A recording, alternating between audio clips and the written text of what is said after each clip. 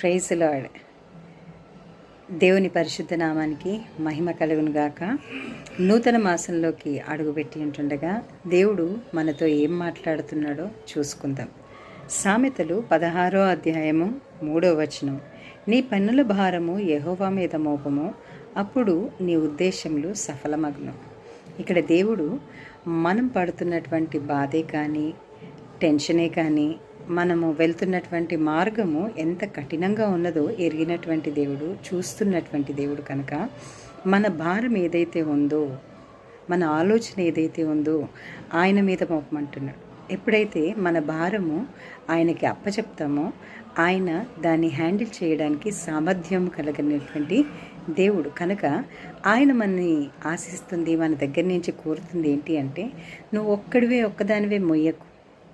నీ పరిస్థితి ఏదైనా, నీ భారం ఏదైనా నాకు అప్పచెప్పు, నేను దాన్ని సునాయాసంగా హ్యాండిల్ చేస్తానని చెప్తున్నాడు. సృష్టి అంతటిని తన మాట చొప్పున చేసిన దేవుడికి నీ భారము, నీ కష్టము, నువ్వు వెళ్తున్నటువంటి త్రోవ అసాధ్యమైందా?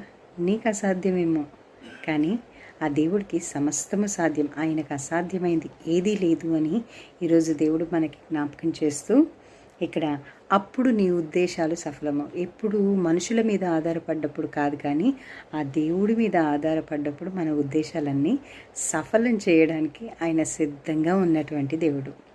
ఒకవేళ పోయిన నెల నుంచి ఈ నెలలోకి నువ్వు ఏదైనా క్యారీ చేసావా సమస్యని, అది ఆయనకు అప్పచెప్పినట్లయితే ఖచ్చితంగా ఆ దేవుడు ఆ సమస్య నుండి నీకు తెలియకుండానే విడిపించి నీకు సమాధానం ఇచ్చునుగాక. ఆమెన్. దేవుడి కొద్ది మాటల్ని ఈ మాసమంతట్లో ప్రతిరోజు మిమ్మల్ని ధైర్యపరిచి బలపరిచే విధంగా ఆశీర్వదించునుగాక. ఆమెన్. Praise the lord.